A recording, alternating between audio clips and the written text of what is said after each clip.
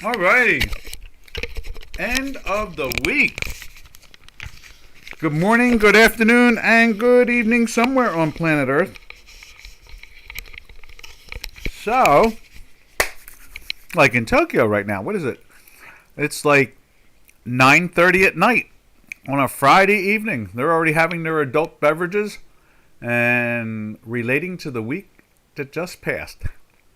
So, here we go. Dollar index right there, you can see it up on J4X, DXY. You see a little strength kicking in there this morning. You see that right there, the little green. You see the little green line trying to turn up over on Chicago Quant. We saw that yesterday. It tried that. You can see here, it actually is, where we go? Let's make it wider. We'll just go like this real quick. You can see here, it tried turning up yesterday, missed it. But today, the green line started turning up, and now it's above the zero line. You see it's up 5. Is that 5? Yeah, 5.27, 513. Just bouncing around, but it's above the zero line. So it just means that they're buying dollars and selling this 5 or 6 pairs trades, depending on the index, or 7, depending on the index, that type of thing. The indexes seem to follow what they call the majors, the most liquid currencies in the world. So the index carries the Swiss franc and the kroner. They each have 4% in them because they trade 4% of the volume in the world every day. As we take a sip of our tea. But some of the other currencies out there that trade like 1 or 2% or even less, you don't really hear from them. So, and then like the bulk of it is the euro, the second largest economy in the world. That they have 50 some odd percent of the index is the euro. Yeah, and then the second is the Japanese yen. And then the third is the British pound. And the fourth is the Canadian dollar. And then the fifth and the sixth, the Swiss and the kroner. And then the index we show over here on the right has a seventh one. It is the Australian dollar. And so they're the most actively traded products on the planet. So that's why they have some gravitas, I guess you could say. Let's get the chat line going. I just realized I don't have the chat line going. I went to go look at the chat line to see if anybody said anything, and I just realized, no chat line. There it is. There's Robin. Hey, Robin. Big guy. I like that. Hey, big guy. Let's see. Haven't talked in a long time. Hope all's well. Okay. It looks like the dollar is reversing and going up now. Yeah, we get a little bounce out of it. There is Jordan. Hey, guy. Hello. Let's see who else. Big guy. Should we sell the pound and the Aussie and the euro for a minute, an hour, or a day, or a week, or a year? That's my question. Just give me a time frame and we'll tell you. Let's see. There's Metho. Yo, Metho. What's happening? So, good. We got an active Friday. I love it. For the day. Sell the euro. I think that sounds like a great idea. Yes. Let's go over and take a look at it. We can dissect it for you. We love answering questions because it's recorded. And so you can always go back and look and see how wrong or right we are. And that's a great pleasure to me. I can tell you that.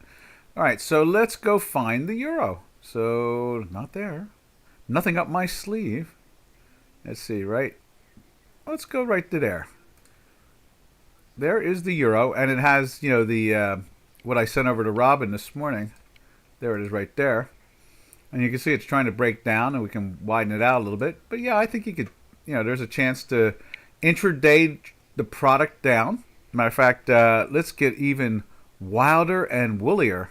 Let's go over here. Let's see.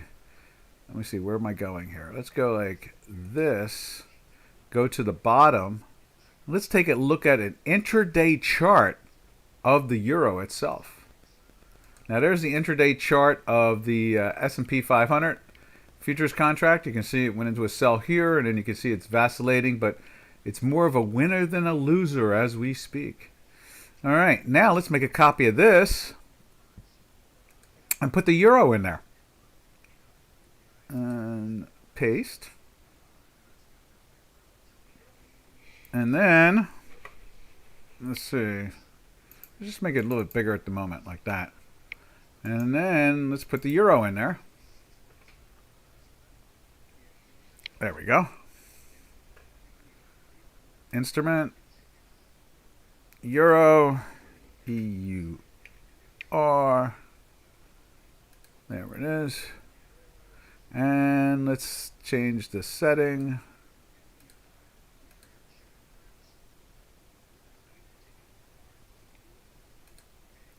There's that. Now, this is the same number, so let's see what it does there. It's kind of interesting. So it goes into a buy right there. And so it goes into a buy at the, let's see what that is. That's the 108.83. Climbs up, goes into a sell. Let's move it over to there. Goes into a sell at 108. What's that? 108.896. Obviously goes down in value. Let's move this one over here. Goes back into a buy right there. And as you can see, right as we speak, it went into the sell at 108.78. Now it's traded down to 108.72 so far. And so there's an intraday right there. How's that? Big guy, cool, huh? For the day. So yeah, it looks like, intraday, it's trying to go down. For the daily, obviously, we go back to the daily chart itself. If you're just thinking of, when you said the day, to me, I think of intraday. If you say for the trend of days, then it's like this chart right here. There it is right there. And you can see it's been doing this too. It's been interesting. The last 3 days, notice we have a green and a red. Let's widen this out for you. Notice we have a red and a green, but we're still above the zero line there.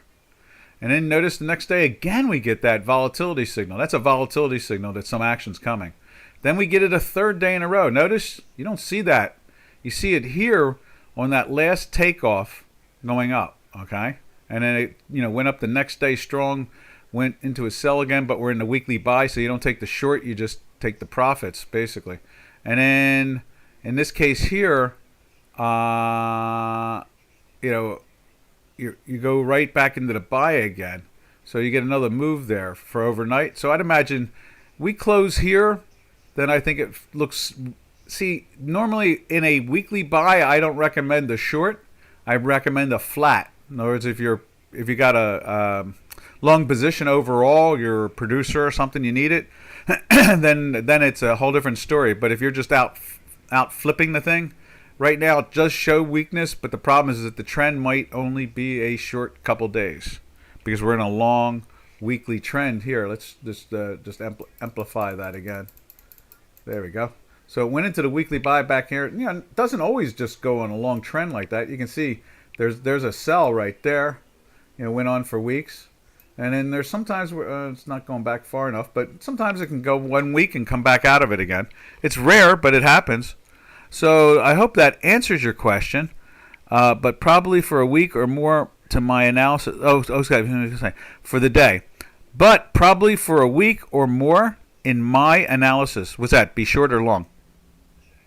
For past 2 days, I'm holding big on GBP short, but no momentum.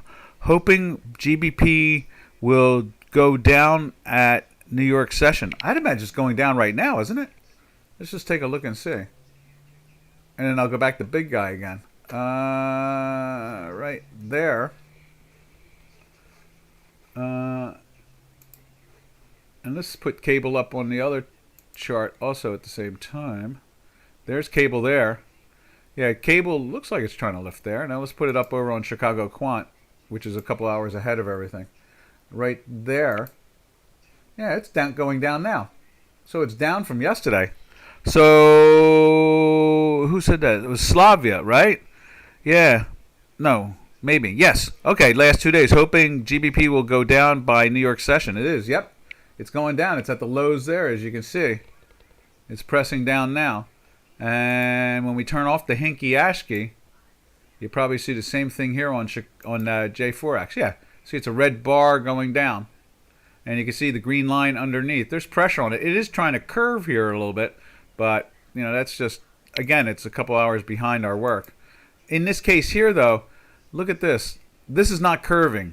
That's a disturbing thing. If you're trying to be short and we're in a weekly buy, not usually a high percentage win. I mean, you might get a couple hours out of it. You might even get a day out of it, but you better be nimble. You better have a stop in there or do it with an option. One or the other, you know, or a binary, whatever. But in the end result is you're fighting against the trend because it's in a weekly trend now on the upside there. All right, now let's go back to big guy. See right after Slavia. Oh, sorry, I have no sound working today, so I have to watch the doc without sound. Oh, that hurts. Oh no, me so sad. Sorry about that, Slavia. Big guy says it looks like Euro is trying to go down. Yeah, it is. It is definitely. Let's go back to it again. You know, it's trying to, but it's in that weekly buy. So, you know, what you don't want to do is fight the broad, strong, deeper trend of money. What I've learned from, what I can say about this is that what I've learned over the decades, when you're in a weekly trend, it kind of means that the deeper pockets, or we used to call it on the trading floor, deeper pockets, or the more the more committed money with conviction is there. You know, that's the overall trend. So the daily signal tells you, okay, there's weakness on a short-term day-to-day basis, but the overall, if the weekly trend refuses to go into a sell, chances are, like 9 out of 10, 8.5 out of 10, the money wants to buy it more than sell it. That's what it wants to do. And I've seen that. Now, if it gets underneath the zero line, you know, starts breaking the manifold like it did here, you can see a little bit more pressure on it like it was right there. But it's not, you know, it's that weekly trend, you know, definitely, and we've seen it on the monthly too. A monthly can do that too, but it's a much more broader, you know, now you got to be trading derivatives because you don't want to get stopped out on a monthly trade because it just had a wild couple days, and the next thing you know, you're looking at it a week later going, damn, I was right. How many times have I heard people say that? I was right. I got stopped out. You know, you hear that all the time. So you know, recommend to be connected to a binary or derivatives to hedge some of the product so that you can stay into something for a whole month or something like that. Okay, so let's see. It looks like around the top there. Yeah, it is definitely going on, but how long it will last, we'll see. Holding 20 lots in total of AUD USD and Euro USD and GBP USD short, but it can go either way. We'll see. Well, again, both are in weekly buys, and you know what? What do we have going on with? We could go over to where's it at? There it is, right there. Now that's odd. I'm getting a spinny signal. Like there we go. Like the chat line stalled. So here we go. We're going to connect that again. There we go. Okay, so yeah, you know, I would say that. Let's see. So since you said that you're not hearing us, let's do this. Let's go over to here again real quick, and that is cable. Okay, let's make that so you can see it too. Doesn't it say it on there somewhere? I guess not. Okay.